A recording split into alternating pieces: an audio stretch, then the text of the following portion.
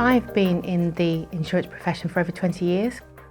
I started in 1996 in insurance sales in a graduate position, and then moved on to claims and operations management and compliance, and I've never once felt the need, once I was in the profession, to ever leave it.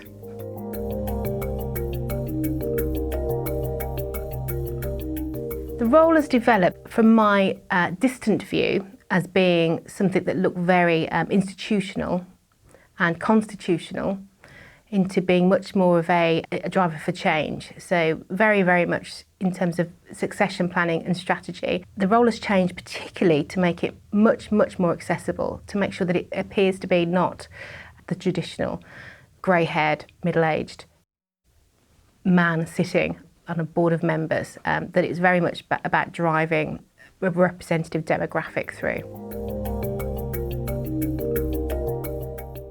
The role of the Institute has changed in the last 5 years that I can comment on.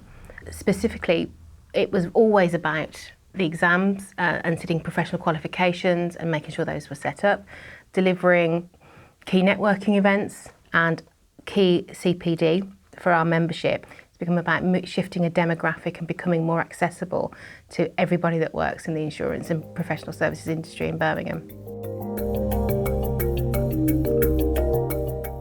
I feel wholly supported by the CII in my particular role. Having the strategic manifesto at the moment has been a real driver in terms of and direction in terms of the things that we need to be doing as a local institute. And it absolutely is tied in with the thoughts that we were having ourselves in terms of our own succession planning, in terms of what the next steps needed to look like, what would the next 10 years look like, what would the landscape look like in that time. It was clearly going to be very different.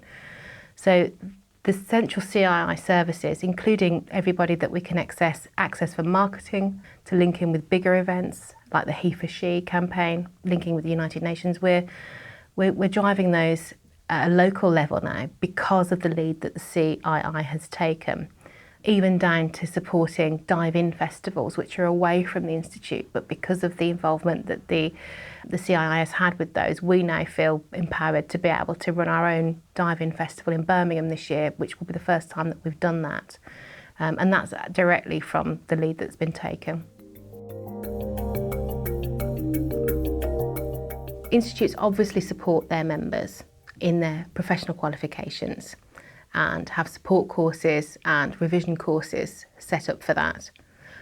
But more surprisingly, they also run individual training sessions for specific areas, and we visit each other's institutes for those, and where we see something that's really worked well, we share best practice.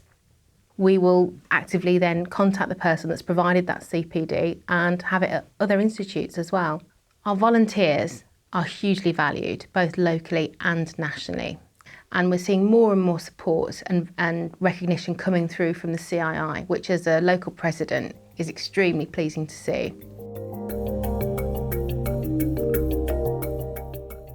Our regional membership managers are really important. They link what we're doing in different institutes and provide a connection that sometimes we don't get. We're all volunteers, so we all have other day jobs, and that can mean that there could be a spell of time where we can't touch something that is local institute related for a couple of days, a couple of weeks even, for some of the smaller institutes. So to understand what is going on in your neighbouring institute, in one that's further away, and to have that brought together by one person is hugely valuable and has been a real support mechanism for any new president coming through as well. And long may that continue. I'm in complete agreement with the strategic review. The public has definitely lost trust in our profession in the last 10 years. It's definitely taken a knock. And being relevant, modern and diverse is the only way we will restore that trust in our profession and in what we do for people. Ultimately, we provide services that are critical in times of need, so we should be trusted. The new generation of millennials coming through are demanding to know what our profession can offer them, and I think we need to be really clear about telling them what that is. And once those people are through and believing in what they're doing and act as professionals, in the same line as lawyers and accountants, I think we'll have gone a long way to addressing that issue of public trust, and we'll see that restored and building firmly in the next 5 to 10 years.